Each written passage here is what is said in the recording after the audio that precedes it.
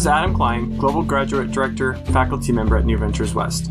This is episode 14 of our podcast, Stepping In, a podcast where we delve into how integral coaching can address some of the most pressing issues we face as individuals, communities, and stewards of our planet.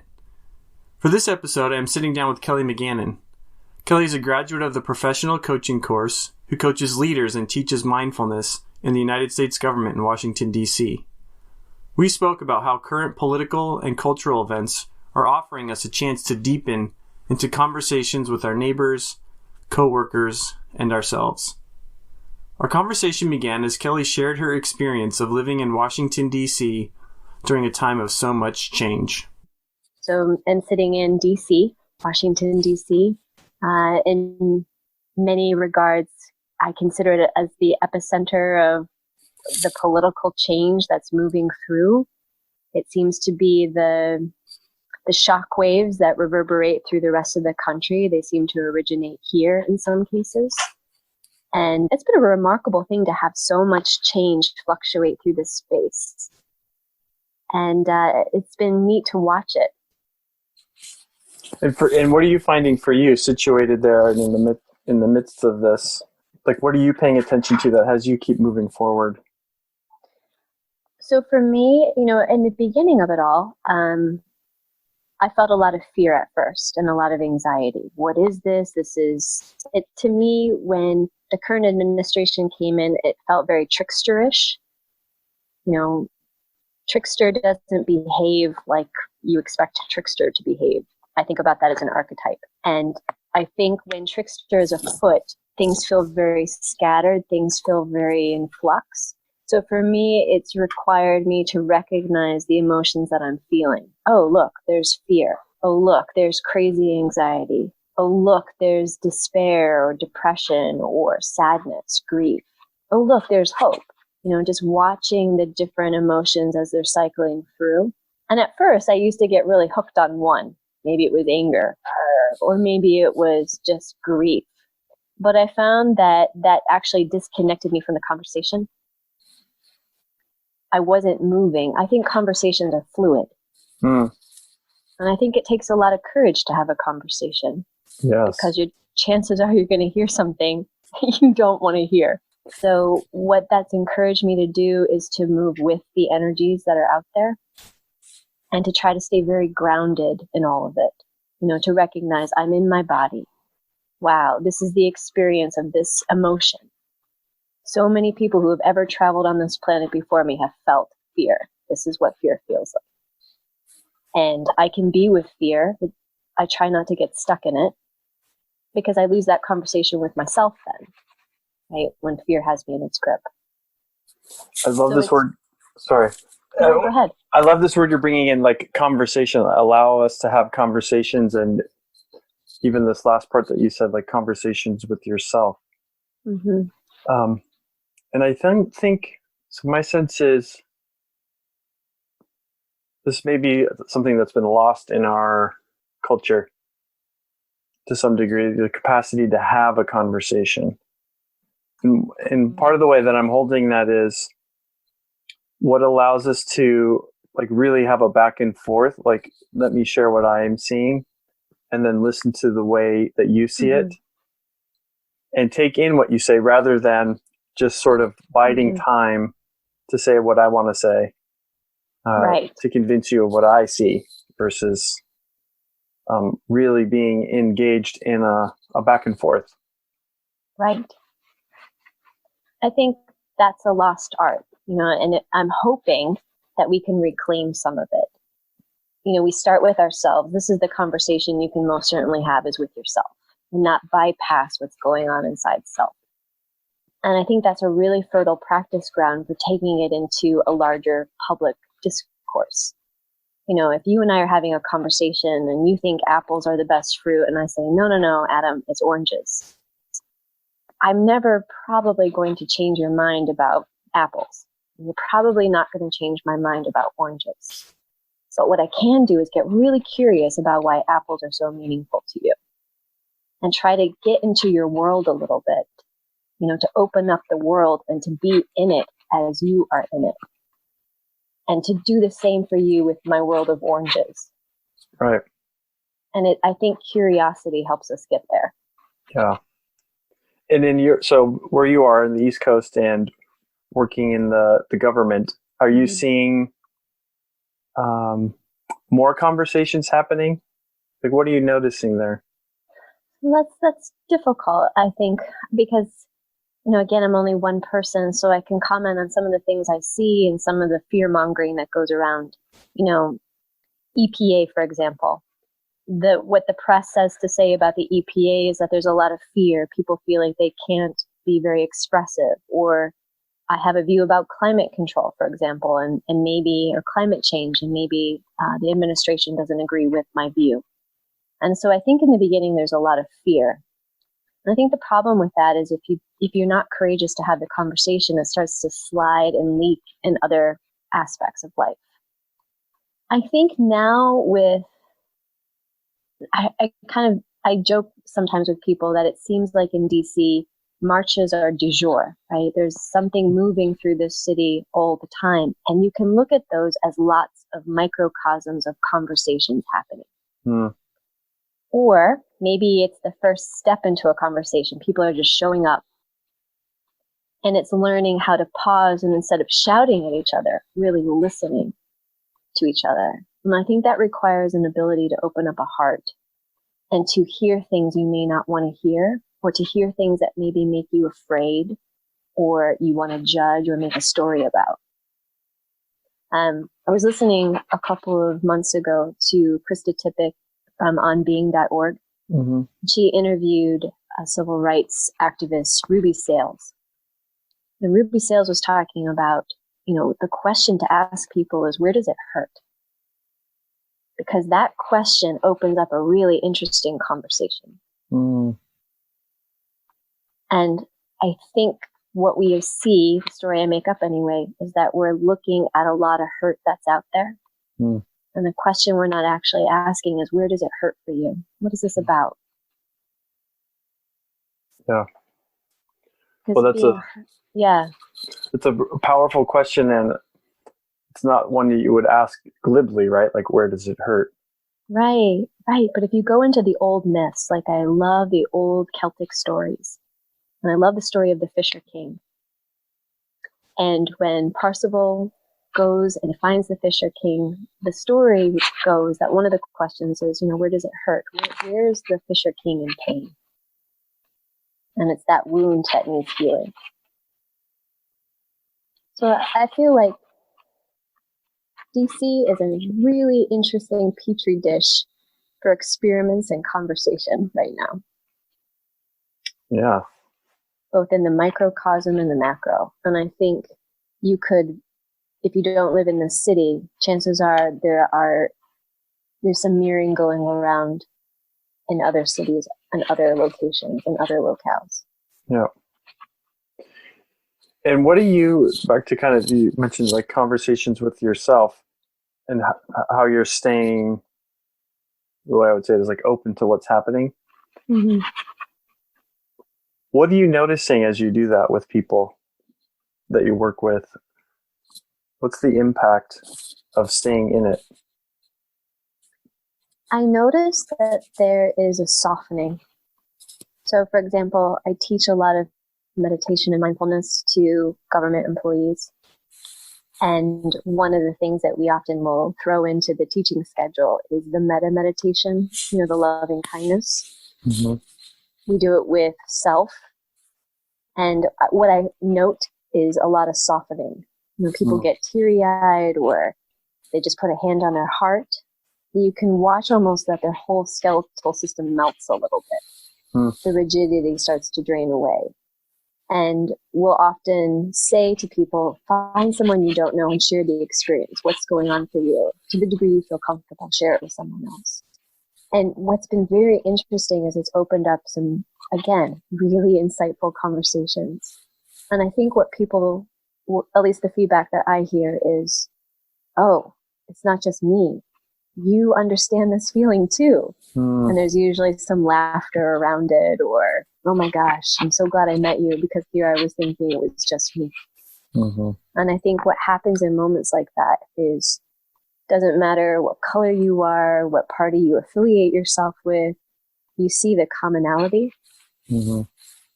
And you're entering it in a soft way. And I think from that place, there's a lot that's possible. But you also have to do it with yourself. If you can't access parts of you, you won't be able to access parts of other people. Right. Right. I mean, that's what I believe.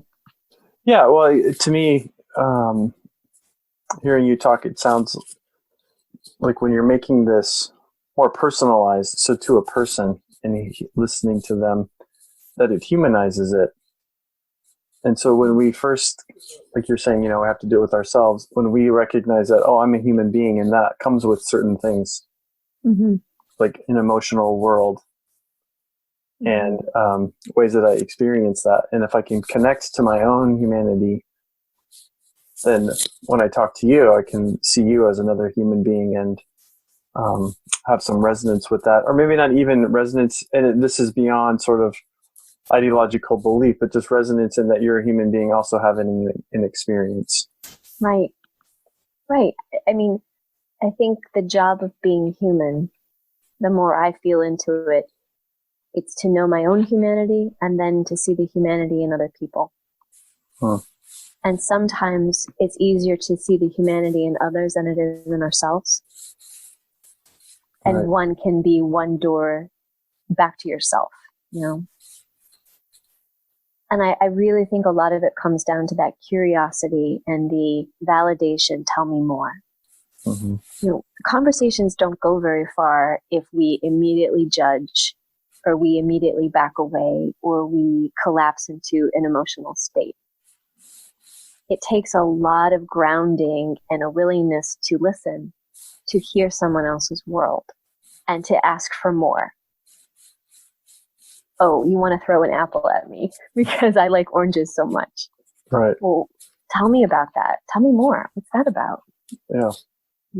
Because I think the more we ask from a place of curiosity, the more people are willing to give.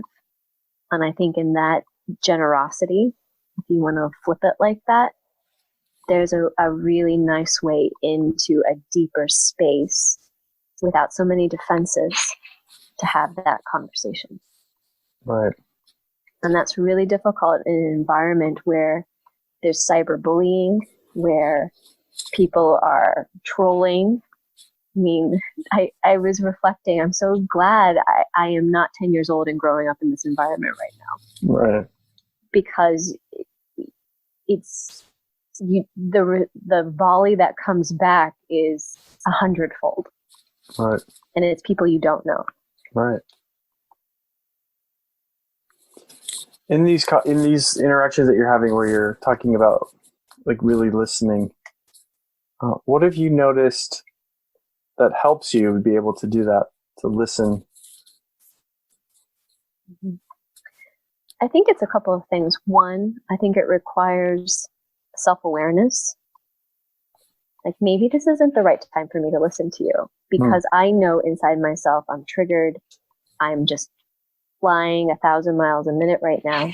I'm not in a space where I can really listen to you. And I think the self-awareness piece is helpful because it allows you to say, wow, what you're saying to me is really important. And I want to give you my undivided attention and really listen to you, like with ears on my heart. But right now, I just don't have that capacity. Can I come find you again soon? And if you do find that you do have space and time, it's slowing yourself down enough and trusting yourself enough to not miss what's not being said. Right. So I think about, New Ventures West and the platform and some of the teaching modalities. And I think about, when you're in a coaching moment with somebody, you trust your whole body, your whole self to pick up the conversation. And so to really listen to someone, I think it's bringing that coaching ability, that ability to listen with the whole body into all conversations and not just say, oh, I'm just going to listen with my ears. Right. Or I'm going to half listen and make up some stories about what I want to say or hope to say or want to forget not to say. Mm-hmm. And, what kind of conversations are you noticing happening inside the government? I think some of the conversations I've been privy to have been people just going about their work. The conversation is, I'm working for the American people and I want to do a good job. I am keeping my own political opinions out of this because my job is to protect the Constitution. Mm-hmm. It's been a lot of just nose to the keyboard and just working hard on what you've been called to do in public service and staying out of the fray.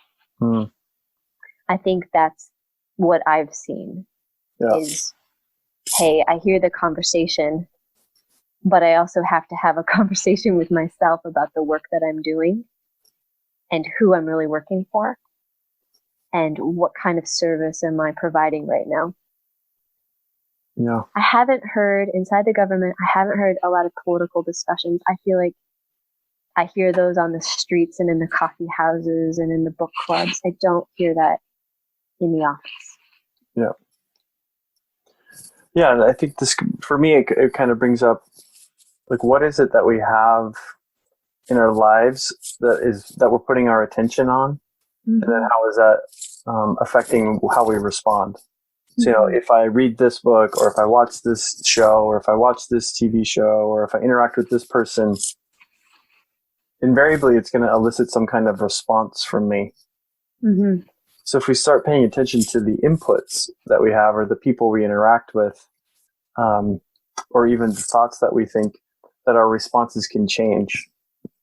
Absolutely. So just hearing you say, I'm going to pay attention to what I'm here to do.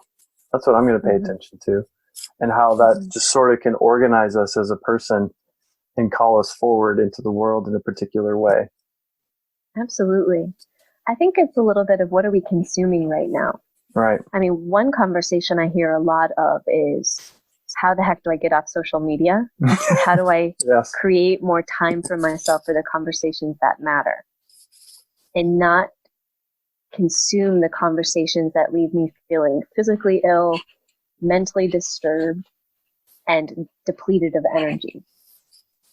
So it's been interesting. I've been watching, through my coaching practice, through coaching people in the government and in the DC metro area. It's been, how do I come back to myself? How do I come back to the consistency within myself? As in, maybe I just need to feel my own breath coming in and out of my body, because that's the level of the conversation I need to have right now to remind me I'm human. And then I've also heard, how do I get out of the habit of trolling Facebook or looking at Instagram with all its polish? How do I come to what feels real for me? Because this stuff doesn't feel real for me anymore. So it's been very interesting to watch more craft things spring up. I've noted that there's been more small communities forming, and maybe they've always been there and now I'm just noting them, but more people opening up their homes for the potluck dinner, more people saying, tell me a good news story, anything, tell me a joke, just tell me something that reminds me, tell me something that is beautiful and what's real for you right now. And it's been, tell me your secrets of getting off social media. How's that going? It's very much in the news these days. Yeah, and in people's conversations, I think, as a result of it, like you're saying. Right. I think one thing I heard a lot of, and I'm sure this is probably true for most of the country, was that the Thanksgiving right after the election was difficult for a lot of people because they got into a lot of fights around the election results. And I think what I've also heard from some people in my friend circle, it's been, gosh, I can't even look at social media anymore because it just so disgusts me, the kind of vitriol and acerbic comments that people are making to each other, the shaming, the judging. It feels toxic. I don't want to be a part of it. So it makes me wonder if part of this, if part of what's happening right now is, wow, it's forcing us to have a real conversation with ourselves and what we value, what's real and true for us, and to get rid of the stuff that isn't, or to limit our exposure or our energy that goes toward it. Yeah. I feel like maybe what's happening is it's making us wake up. Mm. Yeah. And if we can, I want to move into this because it keeps coming up, the conversation with ourselves. Like, when you say that, what does that mean for you?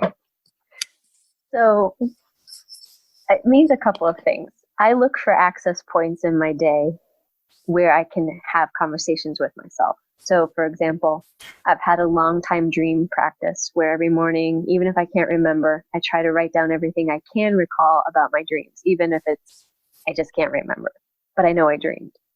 And I look for things inside those dreams that inspire me or that I feel triggered about. And I think that's a window to have a conversation right there. What part of me wants to have a conversation about that? And then I think about it when I drive into work. I think about all the people around me. And I think about it when I am with other people at work or I'm by myself, but I'm receiving an email from somebody or a phone call from somebody.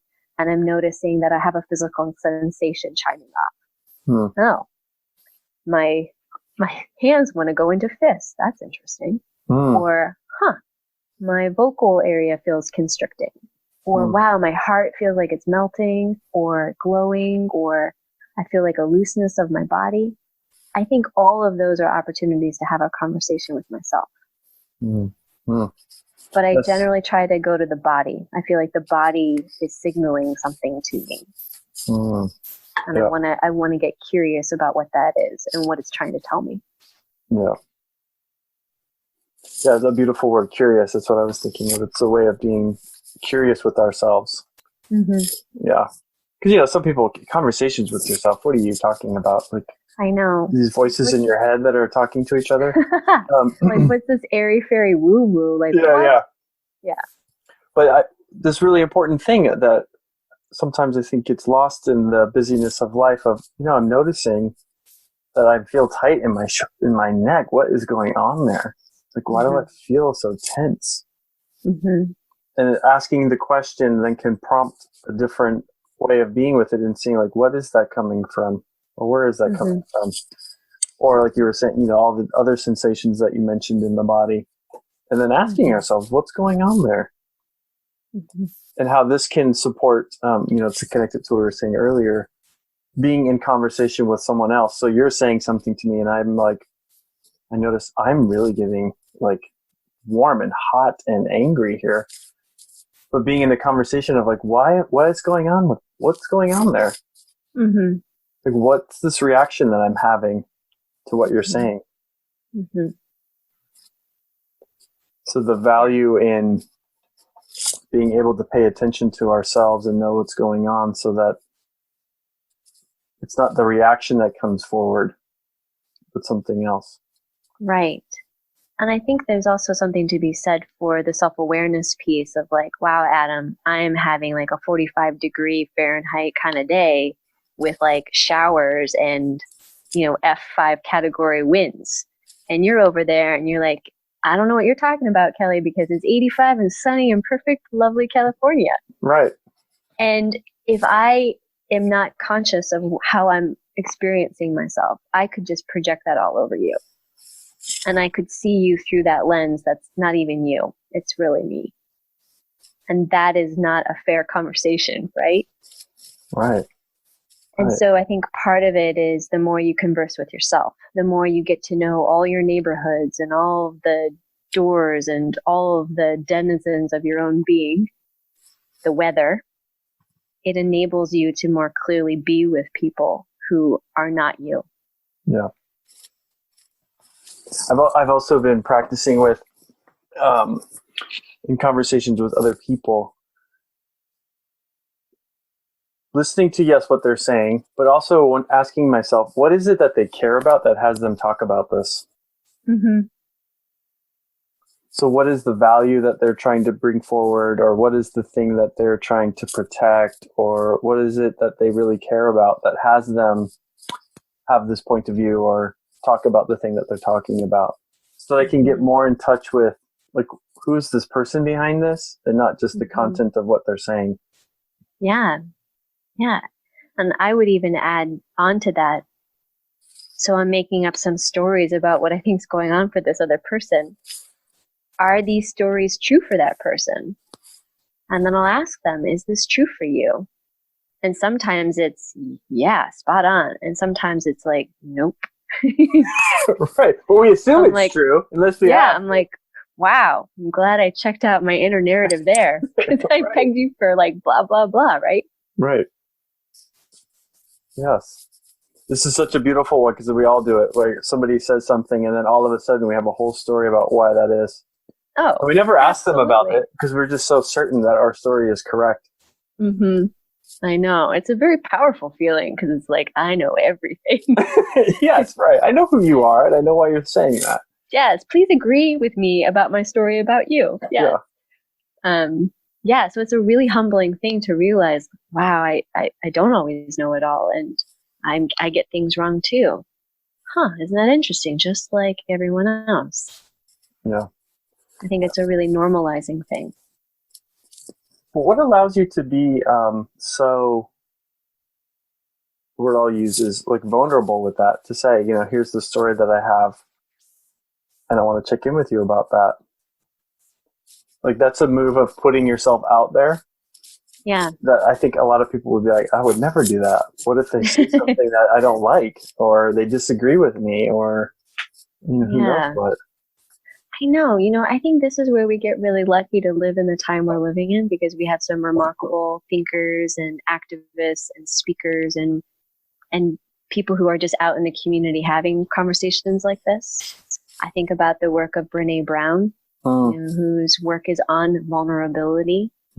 Putting yourself out there. I think sometimes it comes from trial and error. It's funny, I've met some people who just say almost in the first meeting, I just want to have a real conversation. I don't want to go through like all the pleasantries of like, how are you? I'm fine. How are you? I'm fine. Let's talk about the weather. And then you kind of circle into the meat of it. Some people just want to cut right to the chase.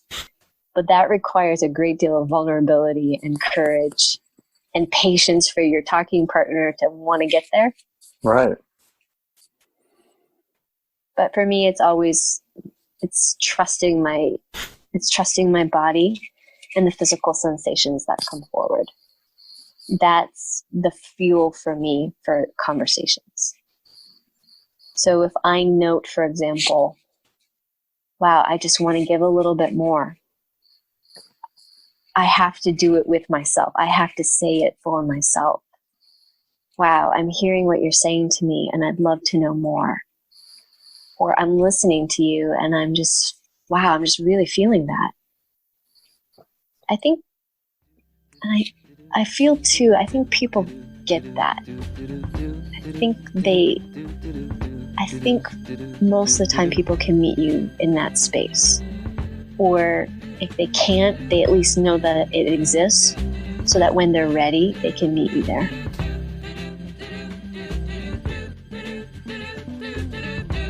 I'm Adam Klein, and thanks for joining us. Please spread the news by sharing this podcast on social media, and let us know what you think by emailing us at steppingin@newventureswest.com. Until next time, take care.